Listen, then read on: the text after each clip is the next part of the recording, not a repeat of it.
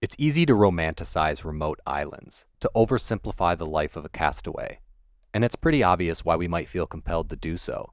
In a world that constantly grows more complex and connected, as does the allure of a place that offers respite. There's definitely an element of grass is always greener, or maybe palm trees always greener, but I think there's also something deeper, something that points to an untamed essence at the core of our beings, however deeply buried or suppressed.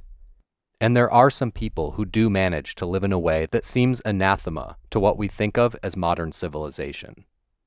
For almost 30 years, Masafumi Nagasaki lived a life some dream of, whether or not it'd be a life we'd actually want for ourselves. He was the sole inhabitant of the small Japanese island of Sotobanari. There, he lived as he pleased, surviving off rice cakes and water, walking around naked, and having full domain over a 1 kilometer diameter of island paradise. The island feels pristine from above, the only disruption being what I presume are structures used by Nagasaki. Used until 2018, that is, at which point some fishers saw him lying in poor health, unconscious on the beach. The Japanese government forced him to return to the civilization he despised, supplying him with a small apartment and some money.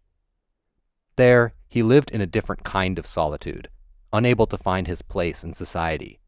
His adjustment challenges were compounded by a global pandemic. Documentarian and remote island entrepreneur Alvaro Cerzo was there to capture some of his transition and said, quote, "His tiny room became like his desert island, where he could isolate himself, as it was the only place where he was able to live with clothes off and feel like he did for the last 29 years. Ultimately, Nagasaki's tale is a tragic one.